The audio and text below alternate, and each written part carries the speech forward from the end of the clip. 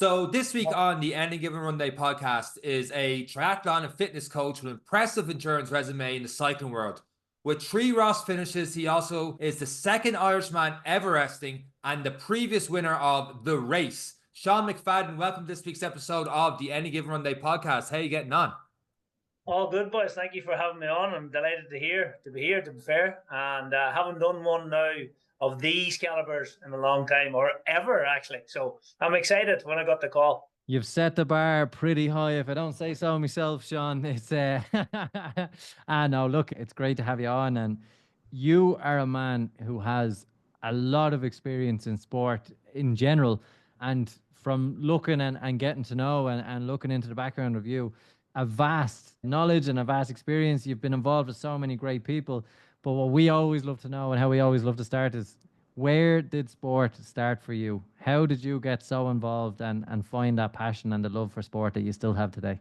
That's a long story, to be fair. Like I didn't do sport when I was a young guy at all. Never did anything. I played a bit of football in nets for the local club down here called the Old Town, But in my later life, I suppose, left school early, didn't get much education, and straight into work and into the building trade and all that kind of stuff, and set a pathway then. And I suppose I was earning money and started going out. And then, yourself is when you're going out and you're drinking and a few beers and the late night 4 lanterns from the Letterkenny local tuck shops. You start to put on a bit of weight. And then, you're thinking, how am I going to get rid of this, So I suppose it started from there. And then we had a local leisure centre, and there was a sauna and a steam room up there.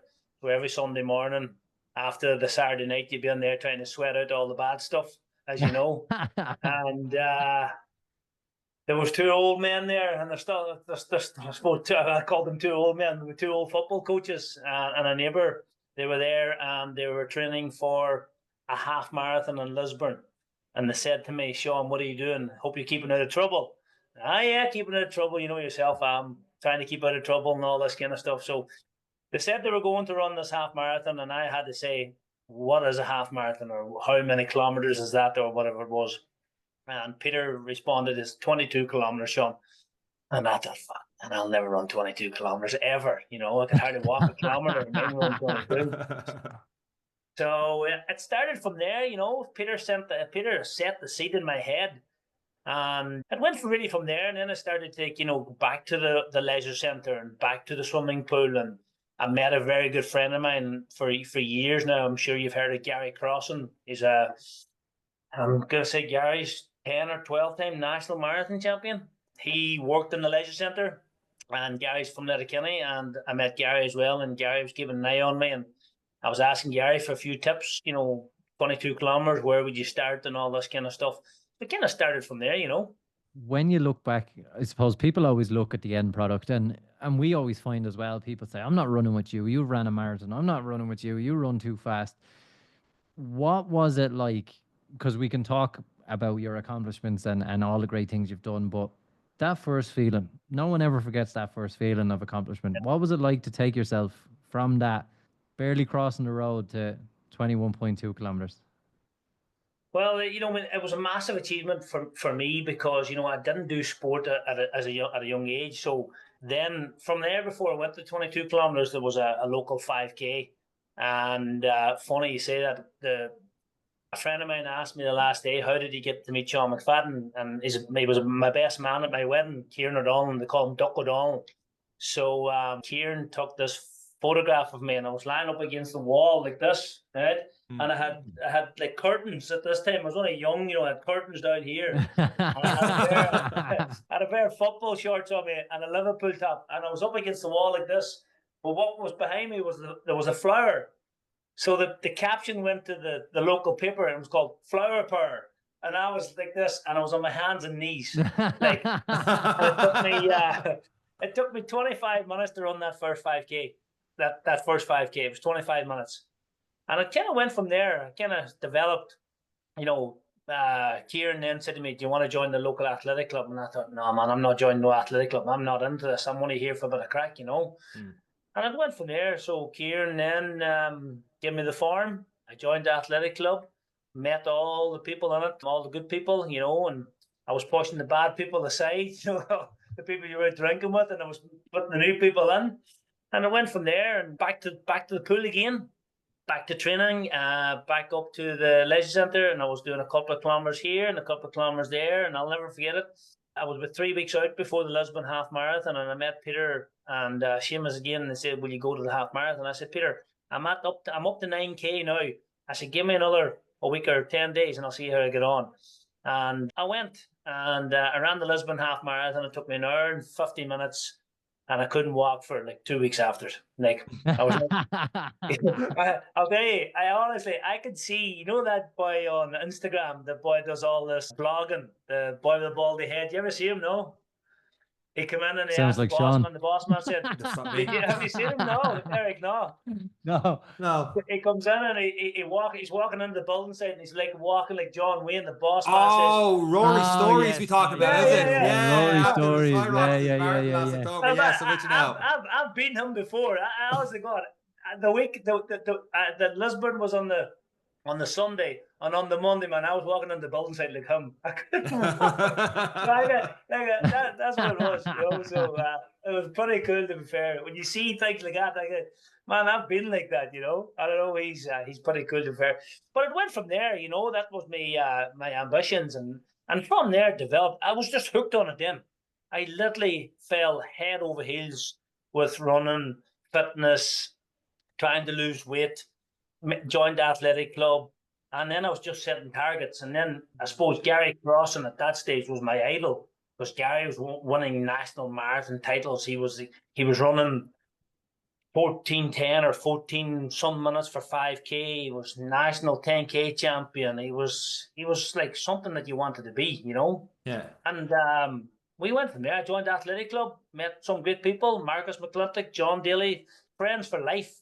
And it's funny, you know, sport to me is something else. Like, you know, I know it's education, but I think if you've got sport, you'll go far in life. Like, and that's where I went, because, as I said, I left school when I was 13. I was in the building trade, knew nothing else but, you know, work. But when I found sport, man, it was like incredible. It was just like a different. I don't know, different between night and day for me. It was, you know. So, you know, I wouldn't change it for the world now. Like, you know, I mean, I've met so many good people. So many people's helped me. Even my lovely wife, I've met her through sport, you know, and that probably never would have happened only through sport. And what it does, what doors it has opened, and I couldn't recommend it to people that is not into sport and think, "Oh, it's not for me." Have a go at it. Running, swimming, cycling, whatever it may be, if it's basketball or whatever it may be, go for it. That's all I could say, you know. And after that, my career just, I wouldn't say career, but my, you know, sporting career, and I just went from there, and I was just ticking the boxes one by one. And everybody that somebody said, "Well, you can't do that, Seán, because you wouldn't be able to do it," that made me more the determined person I am. I wanted to do it, you know, and it just went from there. Along this timeline, Seán, because you're talking about doing a 25-minute plus 5K, and, you know, your half marathon 150, and I'm looking down at figures in front of me of what you got to. You like 5K, 16 minutes and 15 seconds. That's a hell of a jump. What's the timeline going from 5Ks in 25 plus minutes to that 16-minute? Was it just you fell in love and a couple of years later you're getting there, or like what does that timeline look like? Yeah, it was just like that. Like, it was 25 minutes, and then, you know, the barrier was 20 minutes, and then it was like 18 minutes, and then the barrier was like to break 16 minutes. That was in running terms, you break 16, and, you know, breaking 35 for 10, and then all that up. But the time limit, I didn't really put a time on it at the time. You know, I mean, you know, it probably took me 3 or 4 years to get that, but you don't realize the time's ticking away over the years, because, you know, you're going out to beat your time every single time, and then you're getting competitive, and then you're thinking, geez, maybe if I can make the top 10 in this race, that's pretty good, or in the top 5, and then you're actually trying to win the race. And it just developed over that period of time. But I didn't start sport until I was 24. What am I now? I'm 48. I'm 49 my next birthday, you know what I mean? So, like, I literally didn't start running until I was 24 years of age. So you're getting really good at the running, obviously, these times there. Where does the cycling come into it? What made you get on the bike? Long story. Back to my training partners. Long story. We had a local cycle called. It was for cancer. It was from Sligo to Letterkenny. Every year we raised money for a friend of mine, Paddy the Lap. Man, I think they've raised over 1 million or maybe 2 million over the years, and this was going on forever and ever. Not sure if you heard of the name called Joe Barr. Ultra cyclist. Joe Barr's done race across America, race Ram, he's done everything. But there was a local cycle from Sligo to Letterkenny, and every year we used to go and watch it. And Joe Barr was always winning the race. It was a charity event, but you know yourself, when the gun goes, there's no such charity. Everybody's trying to keep each other. Charity. Charity's at the one there. So the following year, a friend of mine's mother took the big C, and we wanted to raise money, and we said that we would cycle from Sligo to Letterkenny, we'd get off the bike and we'd run the Northwest 10K for charity. That was it. I started cycling, and that year, and then the following year we did it again, and then thought, geez, I'm enjoying this bit of cycling. Maybe do a triathlon or something like that. And that's kind of where it went, went from there. Man, it's like crazy. Like myself and Gary Crossan and Damien McIntyre.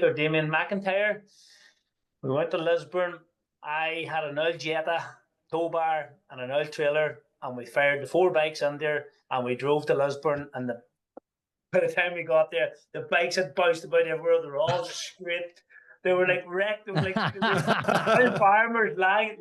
farmers landing to Lisburn with a big trailer on for a triathlon, But no, it went from there. I started doing triathlons after that, and then the Sligo to Letterkenny got very competitive over the years, and I kind of won that one year. We kind of started cycling then with a local club, Four Masters Cycling Club, and yeah, it's one of them things. Cycling for me come a lot easier than the running. I used to have to work so hard in running, but when I started training on the bike was just coming so much easier. I just had that natural power or natural instinct of racing a bike, and I was getting very attached to the cycling then. But the running was always, you always fell back to the running. I always loved, running's my first love. You know what I mean? I loved running and I loved racing, but I was always falling back to the running. And then I suppose, we kicked on from there, and we started doing a few Ironman, and then we kicked on from there, and then we went to riding the Ross and stuff like that.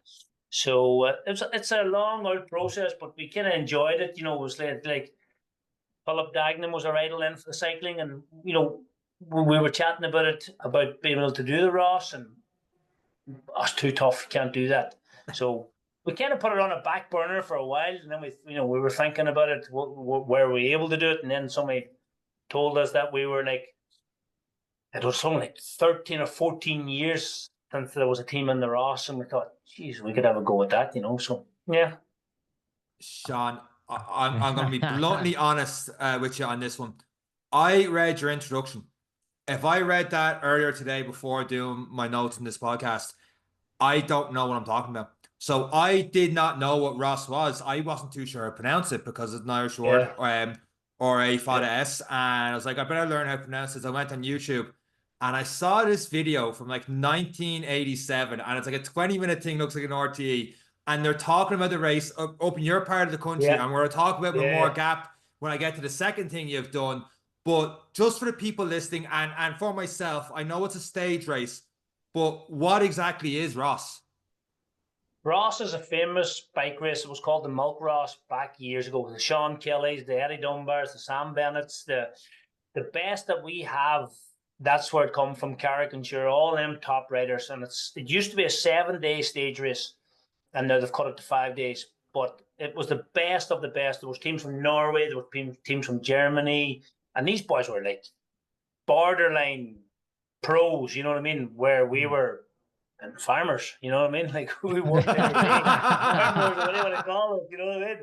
And that was it. So it was it was brutal. There was no other word for it. There's no tougher thing than the Ross. Honest to God, it was the creme of the creme. And it was, when I go to the grave, I'll be taking that medal with me. I'll not take medal. I'll not take many, but I'm taking that one. what does it take, Seán, to get ready? Like, obviously, we've heard your story, and one thing led to the next, but taking on something like that, it's big. It like as cycling goes, it's big. What does it take to get ready for something like that? Man, it takes blood, sweat, and tears. There's no doubt about it. And it takes, yeah, it takes time. You need like 30 hours a week on the bike. You need to have good structure. You need to have everything needs to be in place. You know, everything. You know, it's not that easy to rock up like, you know, to ride the Ross. Like you start off as a bike rider, you start off as an A4, and then you go to an A3, and then you go to an A2, and then you go to A1. And to get to an A1, and people don't know what I'm talking about, like cycling terms, it's, you know, to get that transition, to get to an A1, you need to be not somebody special, but I don't know how to say it. Like, you know what I mean? I know a lot of boys have tried to do it and just can't get there. You know, it's just so hard. The standard is so hard, you know, with cycling, and it's getting harder. I think back in my day, I think it might have been a slightly bit easier, but even that, you know, bikes have changed, aero things have changed, everything's changed. So it's got, you know, it's got faster, but I think it still has got tougher as well. You know, kind of way. You know, so it's to get. We were putting in a lot of hours, a lot of hours. We had a couple of teams in it over the years, and so I did 3 Rosses, and I'm proud of them. And you know, but you know, I mean, to have the likes of Sam Bennett and Eddie Dunbar and Ronan McLaughlin and all these big names line up beside you in the Ross, and you're looking across and you're thinking, "What am I doing here? You know, what are you doing?" Like, you know, but you just get on with it, you know. And yeah, it was a big achievement to ride the Ross. It was definitely, because the names that have read that, and you know, to me, when you're a runner, people will say, have you run a marathon? You know, triathlons, have you done an Ironman? Bike rider, have you done the Ross? You know, that's to me, that's what I like about me. If somebody says to me, whatever sport, have you done? I've done it. Yeah, I've ticked that box. I've ticked that box. Tick that box. You know. How much does it take out of you at the end of it? Because I saw you did it, and I could be wrong on the dates. You did it like in 2012, and they did it again Yeah. in 2021. And then when you did it, it was like, I am done. That is it. Like, and sometimes someone runs a race, go, I'm done. But the way you're talking there, it sounds like you were like absolutely done. Is that the training leading up that it's so many hours, or is it just how the body feels during and after that race that you go, you know what, 3 times is definitely enough for me? No, it's just the training for it's not too bad. It was just during the last one. It was in Donegal, and the amount of climbing that we had to do. And I knew the road to Donegal really well. Like it was brutal, absolutely brutal the last time, you know. And that to me was the end of it, because the amount of climbing, the amount of effort that you had to put in, you needed to be full time. And the people that's doing it now are nearly all full time. Where back 10 years ago, it was all good county riders. You know, we had the best of the counties, and then there was a couple of teams pulled into it, so it wasn't too bad. Where now all the big teams are on the front, they're driving at 50 kilometers an hour. We're sitting at the back, and you're sitting in the line out like that there, and you're just, when is this going to end? Like, when is this going to end? You know, so yeah. That video I saw, it was the 87 video. It's insane because like the race director, he's standing on the passenger seat and he's like, his head's out the window talking to a cameraman, and he's going up to talking to different bike riders, and it's over 20 minutes. Just seeing the stuff in the 80s is class. But they build it up to Memorial Gap at the end of it, and you want to see the cyclists, obviously, you know, struggling the windy hills going up. I've never actually seen them. I've never made that part of the country. I need to get there. And just seeing them absolutely struggle trying to get to the top of this thing is the crescendo of the video. And then I read, you did this 76 times for Everesting. Never heard of Everesting. What is that? And how the hell do you do that like 76 times in, I don't have a time in front of me, but it wasn't like 76 times over days or months even. We're talking hours. What's going on?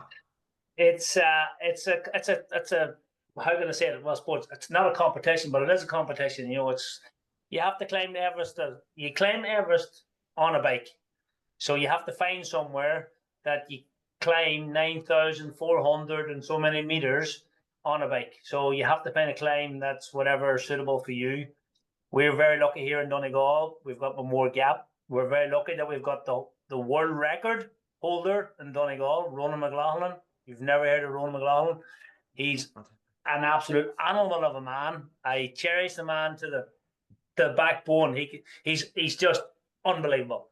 So he set the record. He set the standard, and it's like everything else here in Donegal. If Ronan does it, everybody else wants to do it. Or if Philip Dagenham's done it, everybody else wants to do it, you know? So that's the way it was. And I know Ronan really well. I have a very good time for him. Unfortunately, he didn't win a stage of the Rás.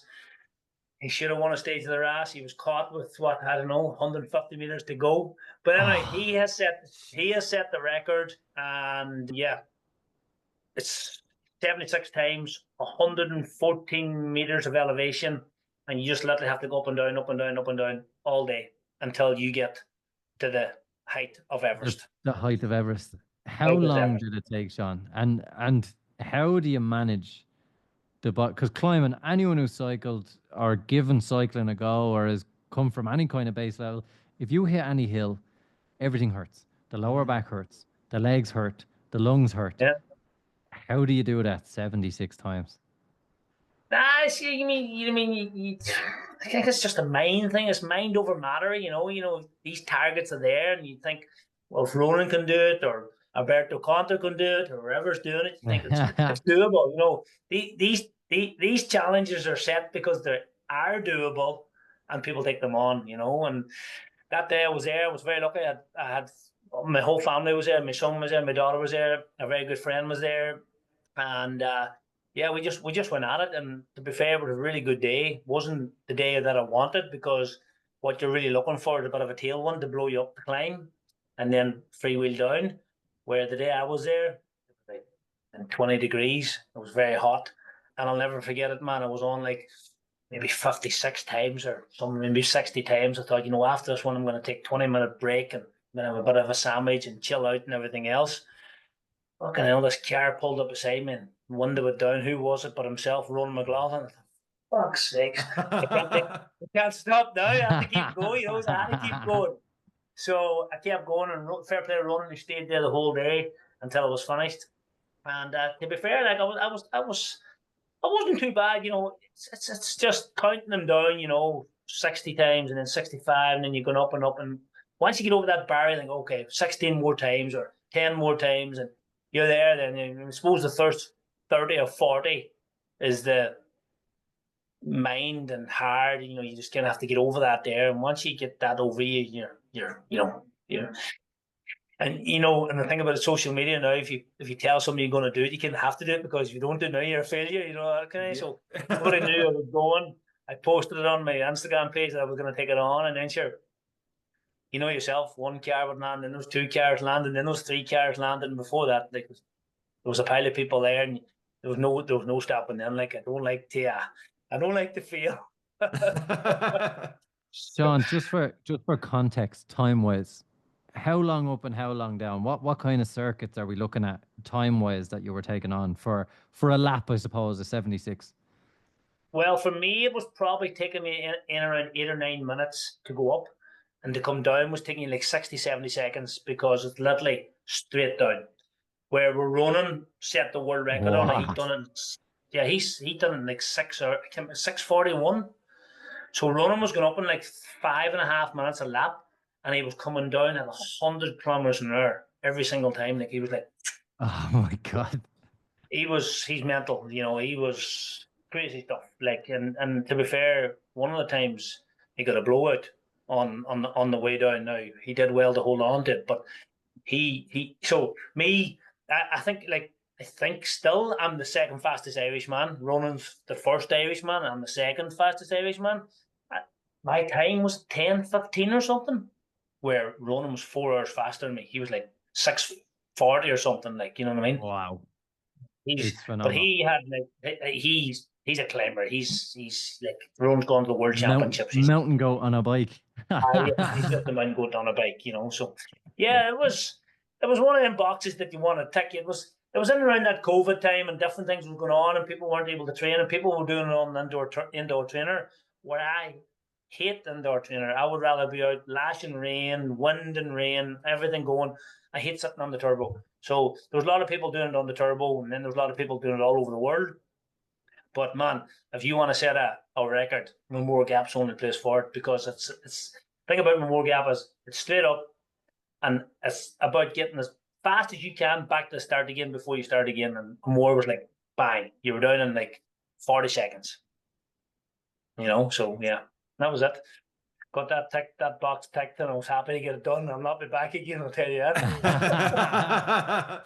And when we look at, I suppose, the triathlon side of things, obviously you spent a bit of time in the leisure centre. Swimming became part of sport naturally for you through the sauna, the steam room, the swim, the run. The transition into, obviously, for me, learning how to swim as an adult is a very difficult thing to do. How did you take so well to the water? Or again, is it consistency? Because a lot of people will say, how I can't do triathlon because I don't know how to swim, I won't take it on, and this, that, and the other. What were the challenges you over? Like, this is amazing. We're going from climbing Everest to how did you learn how to swim? Like, you've done so much. It seems bizarre to bring you back, but again, I want to touch on the You're right, triathlon side.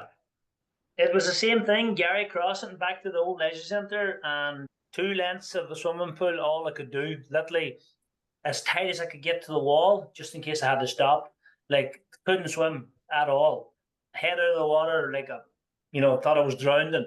And Gary was there saying, "Oh, you need to get your head in, do these wee small tips." And 2 lengths went to 4 lengths, and 4 lengths went to 6 lengths, and then 6 went to 12, and just kept at it. It was consistent. I'm just the kind of person, like, if there's a will, there's a way. If I can't fix it, somebody else can fix it. Or if I can't do it, I can get somebody else to fix it. That kind of way. And I thought to myself, I'll get this done, and I'll get there. And there was no talk about it doing an Ironman or anything. It was there was a sprint triathlon come up in Lisbon, as I told you, with the Jetta and the bikes in the back of the trailer. And it was 750-meter swim. And swimming times now, you're chatting maybe 11 minutes. That was 17 and a half minutes for the swim. I was probably the last out of the water. Hit the bike, not too bad, and then hit the run. But that stage, it was only a bit of fun. That was a bit of fun, bit of crack, just to get a triathlon done. And then I suppose from there that developed, and we joined the triathlon club we didn't have a triathlon club in Donegal at the time, so we joined the Northwest Triathlon Club in Derry. And from there, we set up our own triathlon club called 24/7. 247, as I call myself. Everything I make, everything's 247, 24/7. So we started our own triathlon club, and we went from a couple of members to maybe 200 members there for quite a few years. And as then when you're doing triathlons, then you do the sprint triathlon, 750 swim and 20k bike and a 5k run, and then you want to go to the Olympic distance. Got a bit more challenging then once you were going to open water swimming. I was a bit more nervous than that there, wasn't too keen on it. Very lucky here, we have a small lake out in Garton out there, and we've done a lot of practicing out there. There's a couple of wee pontoons that you could tip about to, Kind of went from there, done the Olympic, and then wanted to do 70.3. And then want to do 70.3, you want to do an Ironman. That's it. That's what led you to Dubai. And that's what led us to Dubai. No, Dubai was, I don't know, man. We kind of come over by accident, to be fair. My wife Irene has traveled the world. She's lived in Seville, she's lived in Madrid, and she's fluent in Spanish and everything else. So I always thought we'd move to Spain, maybe, for my wife's a teacher. And 40th birthday party, I was thinking, where could I take her? Because she's been everywhere. She's travelled a good bit. I was thinking, where could we go, or where could I take her? And my mum's sister had a company in Dubai. Now, I didn't know this at the time. And rang my mum and said, looking to take Irene away and trying to go to Dubai. And she goes, oh, your auntie's got a place out there. I'll contact her. We went out there for 4 days, and we fell head over heels in love with Dubai. 6 months later, we were living there. Wow. 6 months later, we were there. Yep. I took a career break from my job. She took a career break from her job. We took the 2 boys out of school, and away we went. And we went for 1 year. That was it. We were only going for 1 year. We ended up staying 5. What made you fall in love with it? Ah, man, it's just I can't describe it. It's just unbelievable. The people, the friendliness, the safety, the weather. It's got everything. She's actually on a flight. My wife's on a flight at the moment back to Dubai. You don't look jealous at all, Sean. No, there's some things Eric touched on when he was there for a cup of coffee. Sean, No, I want to class. ask, as someone who's gone through it as well, being so involved in clubs, and there's probably a couple of questions here, I suppose, the importance of clubs for those who think I'm not good enough to join a club and I'm lost, the importance of clubs for people getting involved in sport. And then the second question relating to Dubai is, how did you find it leaving that comfort zone of clubs? Like I'm gonna be honest, I'm away for a year and I have another year to go as well before I'm back. But I'm really envious when I see Sean doing races because I'm not there to throw heavy objects at him, but not because I want to run them. But but I miss the involvement, even with the podcast, seeing people that know us. We've got T-shirts. There's a part of me that really misses that environment of being at home and being involved in events. How does someone like you, who was so involved, massively involved, find that separation when you move away? I don't know, I mean, I suppose it's hard to know, I mean, I suppose Jesus, it's a tough question to ask. I never even actually thought about it. Like, I didn't really miss it when I went to Dubai. I didn't miss home because I actually found nearly home from home. Dubai was very like home to me. All the outdoor sport, everything we have here in Ireland, you probably have it 10 times better in Dubai, of the facilities and all that kind of stuff. But to moving away, I suppose, back to my friends and stuff like that, and, didn't bother me. It's a question I can't probably put my finger on, but because I was so happy in Dubai. Like, we were so happy, even the 4 days that we were there. Man, when we were on the plane leaving to come home, my wife Irene said to me, she says, "We're going to live here." And I looked at her and no chance. No way. Man, little did I know when we were on the plane the way back, she was like looking for jobs on the plane the way home. I thought, this is mental. You know what I mean? So, I don't know. I didn't miss it at all. Okay, when you come home for the summer, you probably missed a bit of it and, you didn't like going back again. But I didn't have that feeling. I actually miss Dubai more now than I missed home, honestly. Like, if somebody said to me in the morning, "Sean, would you go back to Dubai and everything will be kept here, no, done and dusted, what you were trying to do," and everything, I'll be gone on a heartbeat, And look, it's having someone that did it. Some of the conversations me and Sean had on my first couple of weeks there where, oh my God, there's 100-kilometer cycle track that a car won't touch you. I can walk outside my door and I won't have checked the weather for 2 weeks. And I know I can go cycling in shorts and I have to bring sun cream. I already know everything that's happening. I've 50-meter swimming pools everywhere. It's facility wise, when you're involved in an outdoor lifestyle, it's probably the same reason people are attracted to the likes of Australia, who invest in sport, who invest in schools and an outdoor lifestyle and sunshine and warmth. As you said, you don't like the turbo trainer, it's not for you. Whereas Dubai offers you that lifestyle of outdoors. You don't have to check the weather. It gives you everything you want and that comfort of being in the outdoor environment. Oh, it does, surely. Like, I mean, all that goes out the window. As you say, you don't have to check the weather. You've got the 50-meter pools. You've got Kite Beach. You can swim in the sea nearly all year round with no wetsuit, and it was just the safety of it. Like, you know what I mean? Going out at night time, you could leave your phone down on the counter and you might go to the toilet, or you went to a restaurant and you wanted to save your table. You'd put your wallet and your phone on the table and then you'd go and order your food and you come back and it's still there. You don't get that anywhere in the world. Where would you get that? Nowhere. You know what I mean?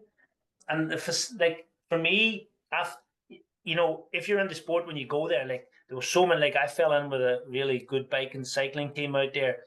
I was working for a company called My Sports Academy, and they were all triathlon based and cycling based and netball based. So everything was there. I didn't even have to think about it. I was doing something that I loved and I was getting paid to do it as well. You know what I mean? I was coaching kids.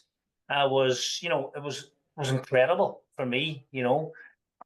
Then the facilities, as you know yourself, you know, it's you wouldn't get it. I don't know. You wouldn't get it anywhere in the world. I don't think, you know, the facilities in Dubai and the cost of it too is not that bad. Like, you know, you think of going to a swimming pool here. I think it's like €8 or €9 to go to the local leisure centre to go swimming here. You know, you get it over there for 10 dirhams. And 10 dirhams is probably like £4, and you're swimming in a 50-metre pool. Jeez. You know what I mean? Yeah, it's a big difference, all right. But bringing it back home, I suppose, on your right shoulder there, Donegal Ultra, 555 kilometers. So you fairly know Donegal well. That's for you next year. This year. I compare that race to like. You said you didn't come to the county. Well, you can come now. And of all the things I could have talked about next, I'm regretting this one already. But how difficult is this? Because I've heard about the Wicklow Way 200 being an incredibly difficult race. I only know of other races where it's more of a, I want to almost say community based, like the Kerry one and stuff like that, the charity cycle. The Donegal Ultra 555, talk us through what that is and how difficult something like that is. It's the Donegal Ultra 555. It's 555 kilometers non-stop bike race with 7,000 meters of climbing. And yeah, it's the 10th anniversary this year. We're 10 years on the go, believe it or not, with no breaks. How many people, I suppose, again, a couple of questions. How do you qualify to at least show up to the start line to this race? Because obviously it's no joke. It's no joke. Well, it started off as 555 solo only. And then we introduced 2-man teams, 4-man teams, and then 6-man teams. So you can do it with 4 people, you can do it with 2 people, you can do it with 1. But as everybody knows, the challenge is by yourself. Now, you know, you can do it in any shape or form, as I said. A lot of people have raised a lot of money over the last 10 years. I'm going to say we've raised over 500,000 easy for charities, because somebody's doing it for some charity, or there's a team doing it for this charity, or a team doing it for that charity. It's been incredible. But, you know, where it come about was we were doing Race Around Ireland as a 4-man team 1 year, and we loved it. So the following year, we went to enter the team, and we couldn't get a team and sold out. And I contacted a friend of mine, and I said, man, we need to be able to organise something like this in Donegal. I said, and prep for Race Around Ireland, because Race Around Ireland was a 4-man team, and it was 3,200 kilometres at the time. And I said, we need to organise something. And we put our heads together. We jumped into the car one Saturday, myself and Seán, and away we went. And we drove the Inishowen Loop, we drove the Knockalla Loop, and then around the west, and then all around Carrick, Kilcar, and back to Letterkenny. And man, it was just like 555 kilometres to the door. And that's where it started. That was it. So we advertised it, and away we went. We had 22 riders the first year, 22 in total between teams and solos. And it's gone from strength to strength, and went from 22 to, say, 32, and then 52, and now we're up to 100 riders on the road. Now, we used to have a race briefing in the Mount Errigal on the Thursday night, and that used to be amazing. The room was packed with people. We're interviewing people, but then COVID kicked in, and everything was online and everything else. I would love to bring that part of it back again, if I could, you know, because that was a real bonding area for it. And yeah, we went from that. Was it? We went from there, and we're going strong, you know. And man, it's tough. It's tough. It's probably one of the toughest out there. As you know, Connor Dunn from GCN, that global cycling, come to do it. They done a documentary on it. Connor never finished it. Connor read the Vuelta, he read the Giro. You know, he's a quality bike rider, and he didn't finish. Now, I honestly think Connor would have finished it, to be fair. Only they were doing a documentary on it as well, and he was stopping and starting. The man got very, very cold, and it gets cold in the middle of the night in Donegal in August, and he got really, really cold, and the body just wouldn't function from anymore, and he had to pull out, you know, unfortunately. I actually think if Connor come back next week, he would probably do it, because he is a quality bike rider. But if you watch the GCN videos, they call him the failure, because he hasn't finished any endurance rides. I'm backing him. I know he could do it. what kind of timeline are you talking about for the average person, not the Seán McFadden, someone a little bit better than the Seán Coffey to do it? The average, you give them a cutoff time of 36 hours. You know that, do we? You give them an average time of 36 hours, and a lot of people try and break 25 hours, 24 hours, 20 hours. You know, it depends. Just trying to do the maths in that, I can't.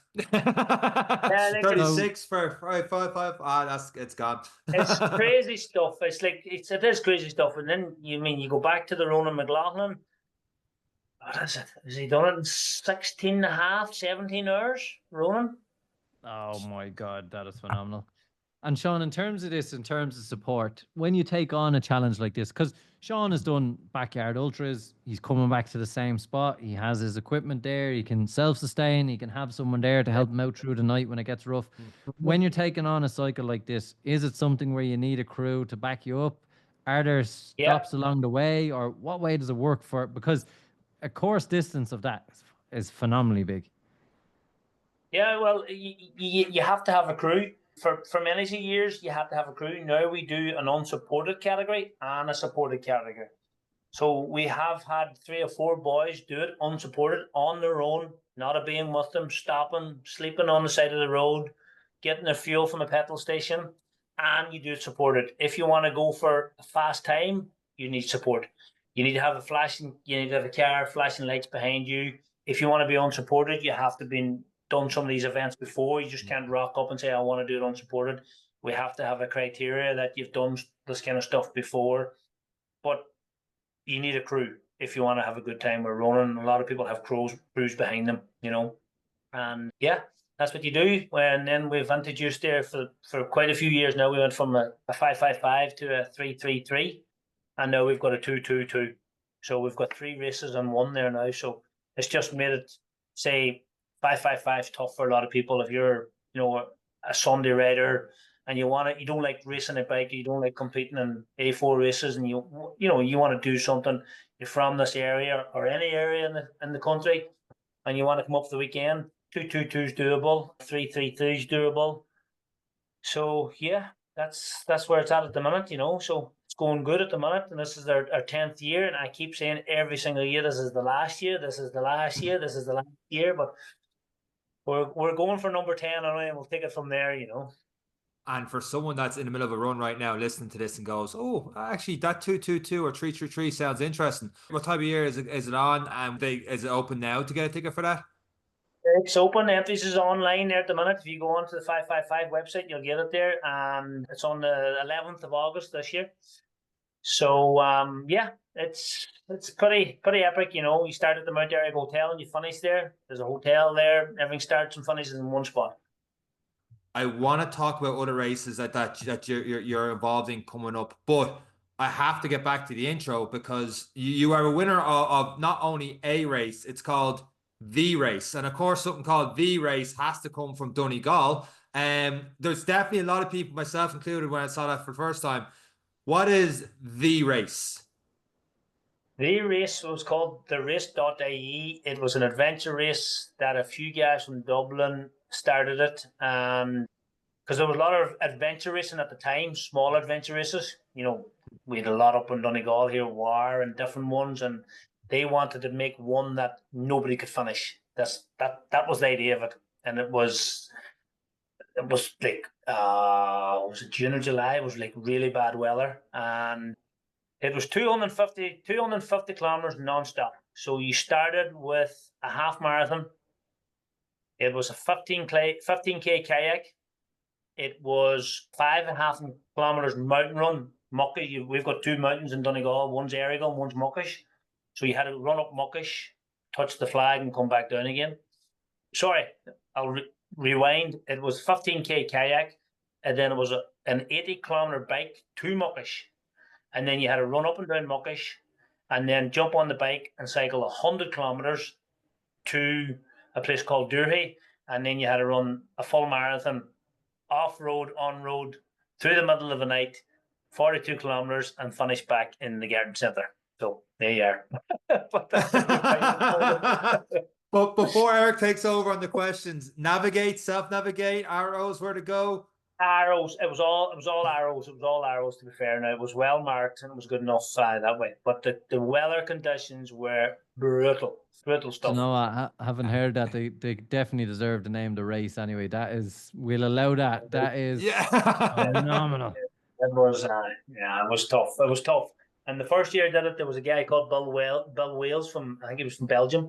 He won it. He beat me by 12 minutes. And then the following year I went on to win it. Now, I was lucky the following year, they cancelled the kayak because the water, there was like waves in the Swilly. Like we don't get waves in this. It was like brutal.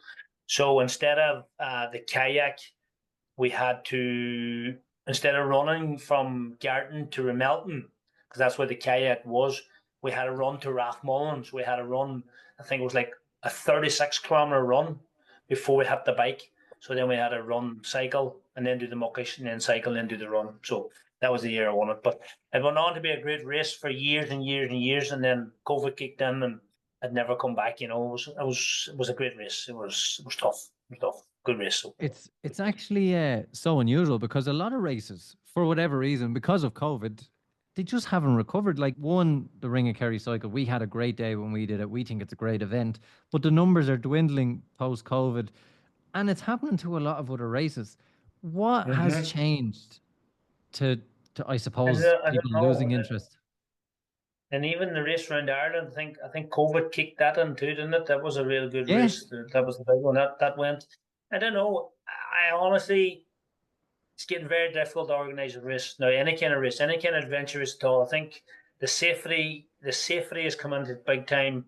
I don't know. It's a hard one to call. Even bike racing at the minute, I think the numbers have dropped rapidly. No matter what, even and anything like the 5Ks and the 10Ks and different things, numbers are dropping down. I don't know.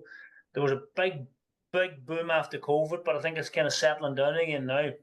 But I don't think anybody wants the hassle of organising races anymore. They don't want I think there's too much red tape around them, to be fair. It's just nobody wants the hassle, or nobody wants to be able to point the finger. Well, somebody hurts themselves. Oh, you're the organizer. I don't know. You know what I mean? That's what I see. You know what I mean?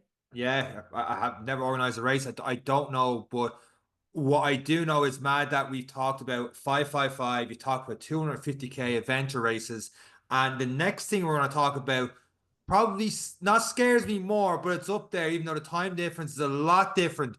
Under 4 minutes for the Michael Murphy Mile next month, St. Paddy's Day.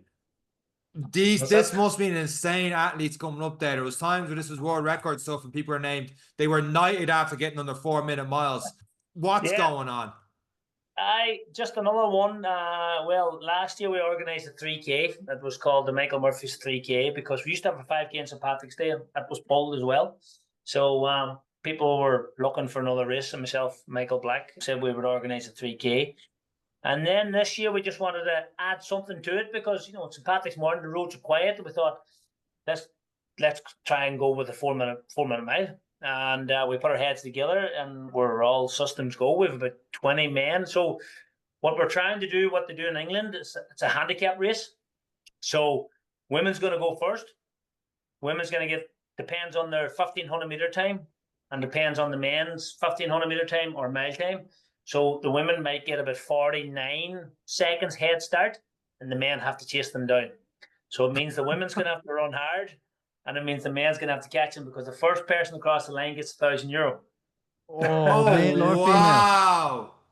So that's the crack. Yeah. So it means not putting pacemakers into the race. So it's giving the women something to go for, and it's giving them to go fast, and it's giving the men something to chase them down. So. That's good prize money. It's 1,000 for first person across the line, and then it's 500, 400, 300, 200, 100 in prize money. So where did 49 seconds come from? Like, sorry, because that's the exact number now. So are you looking at the best of both sides that could be there, or are you looking at world averages on that one? What way does that work? Well, it'll go on there, like it'll go on the gear's best 1,500 meter time, and then we'll be able to. My friend of mine, Maria McCambridge. Don't know if you heard of Maria. She's 2-time Olympian, married to Gary. She's very good at this, so she's going to do the maths on it. So she's going to get their times. She's going to get the men's times, and then we're going to give them. So We want it as close as we can. We want to favour the women and favour the men. So hopefully coming down to the finish line, It's a they're sprint literally finish. That's an Yeah. exciting more 4 than- minutes. Yeah. So, and then hopefully the men will get the 4 minute mile. It's going to be tight, but listen, it's the first year. We're excited about it. This because the 3K is first, and there's good prize money in that as well. So the 3K is first, but it's a Michael Murphy 3K/mile, but we're raising money. We're not making money. We're raising money. We're raising money for St. Bernard School. That's a school that looks after children with a bit of difficulty and blah, blah, blah. So we're raising money for them. So the proceeds of the money, the proceeds of the entries go to them, and then a lot of sponsors on board to put up the prize money to get these guys to run fast and get people here to. It's just Donegal, we're so far away, man. Like, there's no airport here. You're like 2 hours from Belfast and you're 4 hours from Dublin. And, it's very hard to get people to come up unless you're putting up good prize money. So that's what we're going with, And we're hopefully driving. we get the 4 minute mile. We're driving 4 hours to run 4 minutes. That is They're- an amazing Yeah, concept, no, I know, but it's I worth know. a day out. It's worth a day Well, out. it's What a worth a day competition. out. I love that idea.